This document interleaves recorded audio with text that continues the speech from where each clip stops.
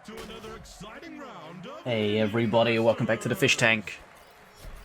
Today we're going to be looking at the brand new incredible Mecha Apep Skin, and we're going to be having a little look at a fun deck that Show Me The Money gave me, and it's called FunPep. This is a really cheap cycle Apep deck. I thought it'd be fun to check out this deck, as well as check out the new awesome looking skin that's available in the Battle Pass at the moment. Probably one of my favourite skins in the game.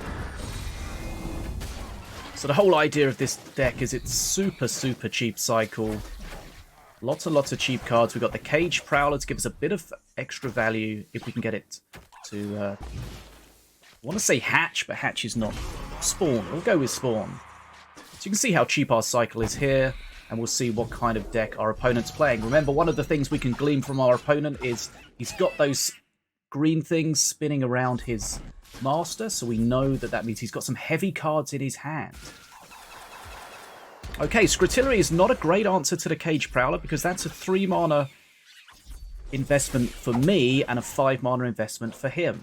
My first perk is the Slitherbounds there. Now you can see the first Slitherbound there with the Lance is the melee one, and the Dada behind is the ranged one. Important to pay attention to that because sometimes you need that anti-air. So we got the Blood Imps and Heal Puff combo, of course. Blood Imps, we're going to have the Blood Pack damage going back to our Master Tower, but we're going to be able to heal some of that. But of course, as you're always, if you're playing Blood Packed units, you've got to pay attention to how your opponent can punish them. He doesn't seem to have a huge way to punish them, so we can use them fairly liberally here. Our Prowler has spawned. Wall, not such a good counter now. Remember, it did get nerfed in the latest patch. Down to 325 HP. Jolo's a decent counter though, assuming that his luck does hold. So we've got lots of cheap cards, so we can keep pressure on the bridges kind of all the time. He's playing a somewhat similar deck, but he's got 3 5+ mana cards in his hand. What are they? Okay, one's an Avea. So this is very late in the game for him. 2 minutes first Avea spawn, and I do a little nice play here where I kill the unit behind the Avea before I hit the Avea. So there's no trigger of the Avea. Remember, Avea needs to complete her quest to get those extra Legionnaires, and we shut down that. Not only is he late in spawning it for the first time, but we prevented any activations. So that's really good for us at that point. And if we check the XP, we're very far ahead. This is just a very controlled deck. It can definitely get hard countered against some heavy aggro decks. Don't have very many answers to that, but you know, this is just the way decks go. They have strengths, they have weaknesses.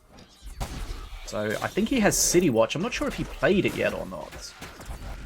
Remember, City Watch changed in the latest update. You need to have the Empyrean Army from your deck building, plus any master perks like the Owner's Traps or Volko's Bridge Burn to trigger that rather than being behind on XP.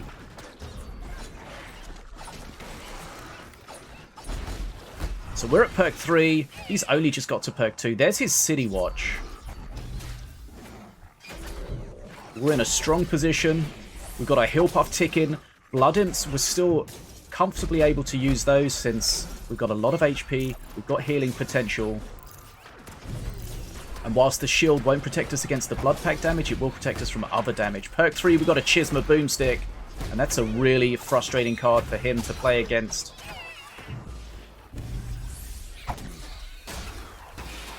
So I'm not sure what his plan is here. He's trying to hold on, but his Avea strat is really not working at all.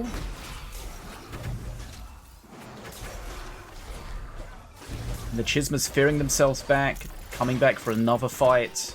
It's always interesting to see. Very difficult to deal with because they do attack quickly. You spawn on them, they'll put out a lot of DPS if you can't shut them down immediately. And they will shred everything. So he's not really able to shut down the Prowler, and if he does with his Skritillery, as we mentioned earlier, he's just hemorrhaging mana at that point. So again, Blood Imp's getting hit, but they really don't get punished at all by the Skritillery. The Skritillery deals its damage each time one of the Scrats lands, so it's not like a smite where all the damage is done at one point. So it really doesn't punish the Blood Imps at all. And this is just an example of how this deck just works so well. He's not able to put the pressure on. We're able to control. He's not able to really deny the Prowler. The Prowler is one of the biggest DPSs in the deck, so if we do get that shut down with the Arcane Barrage or something, then we can start to struggle. But you see we've got 3 Chismas at the bottom there. For some reason he doesn't go for the Scrutillery on the Chismas. We're dropping the GG. We hit Mana Frenzy after 5 and a bit minutes. We'll be able to just cycle him to death here. And that's Mecha Apep. And that's FunPep. GG's.